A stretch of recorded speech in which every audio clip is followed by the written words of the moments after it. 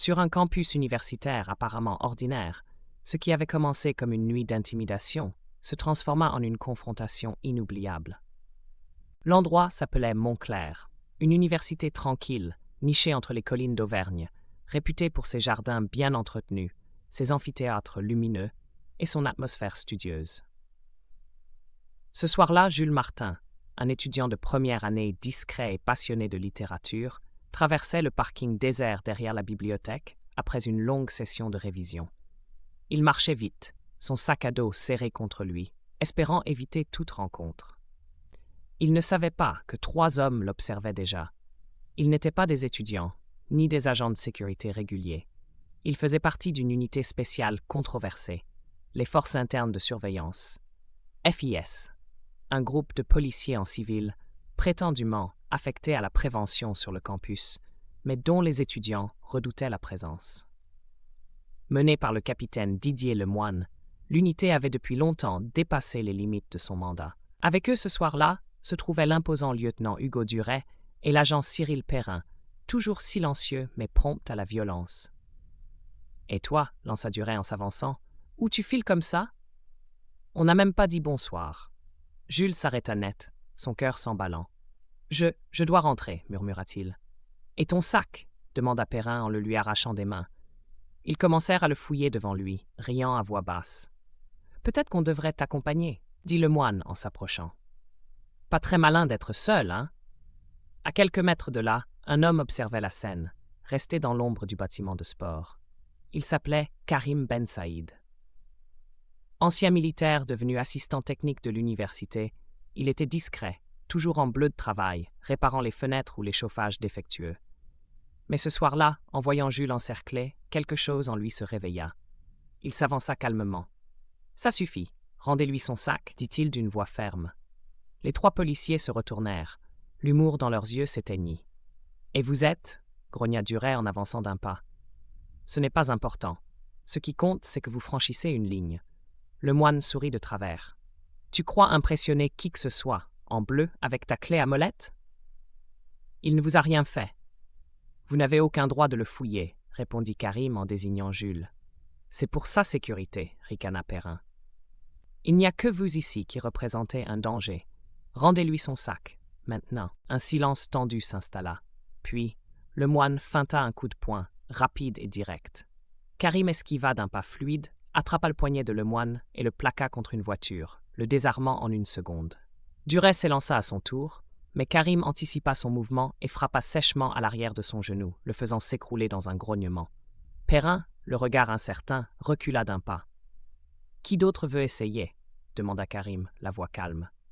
Lemoine, furieux, se releva avec difficulté, tenant son épaule. « Tu vas le regretter, sale rat. Tu viens de faire une grosse erreur. » Il fit signe aux 2 autres et ils reculèrent vers leur véhicule banalisé, les pneus crissant sur le bitume glacé. Karim se tourna alors vers Jules. « Tu vas bien ?»« Je crois. Merci, » murmura-t-il. Karim lui rendit son sac. « Reste sur les chemins éclairés.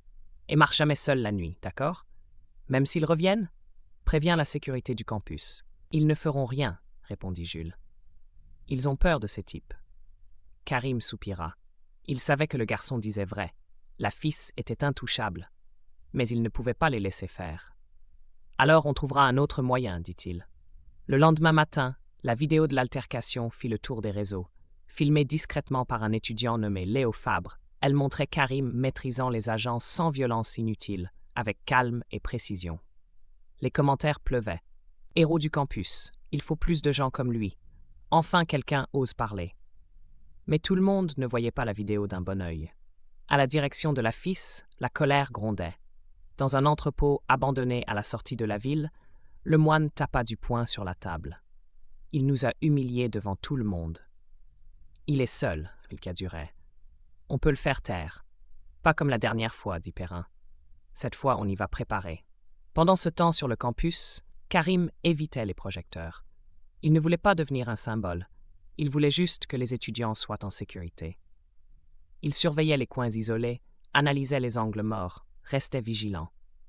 Ses pas étaient silencieux, précis, calculés. Il connaissait maintenant les heures où les couloirs étaient déserts, les habitudes des FIS ces forces d'intervention spéciales que l'administration prétendait être des renforts de sécurité, mais que tout le monde savait corrompues, brutales et incontrôlées.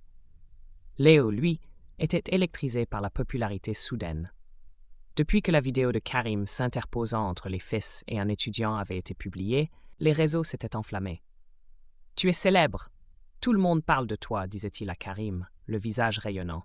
Supprime la vidéo. Quoi? Mais les gens l'adorent. Ce n'est pas un jeu, répondit Karim en le regardant droit dans les yeux. Tu viens de leur donner une cible, et ils ne s'arrêteront pas à moi la prochaine fois. Léo baissa la tête, son enthousiasme s'éteignant comme une flamme sous la pluie.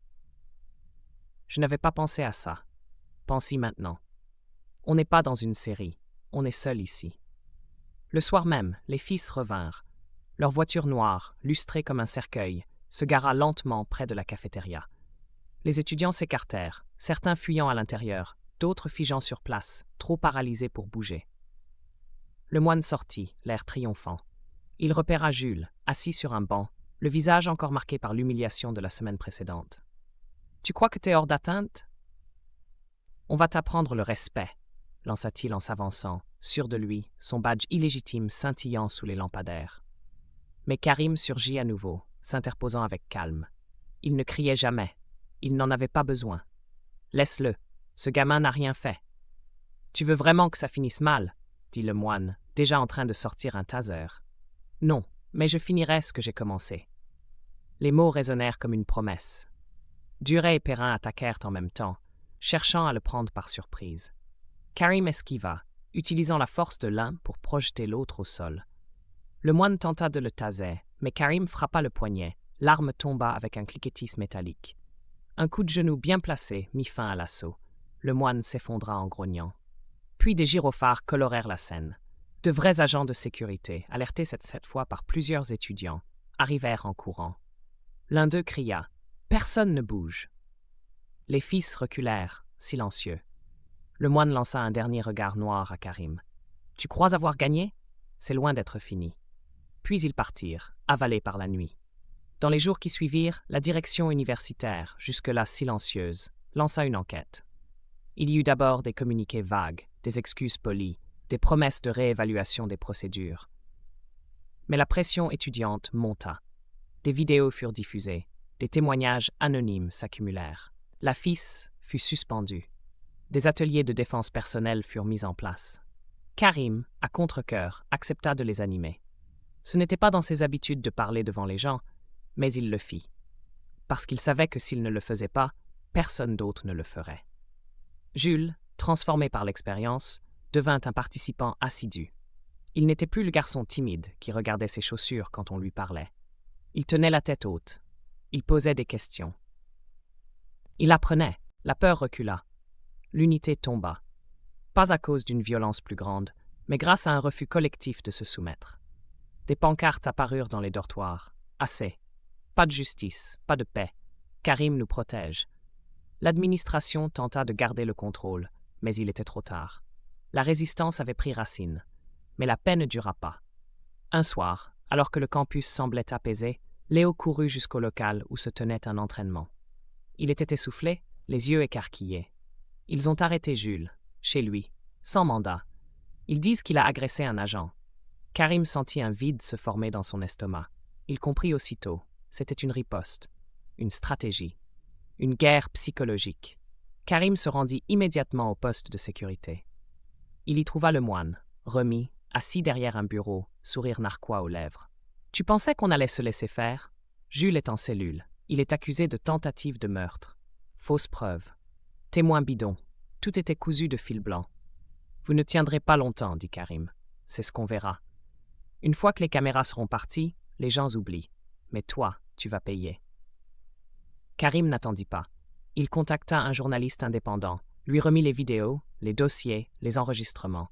En 24 heures, l'histoire fut partout, sur les réseaux, dans les journaux, même à la télévision nationale.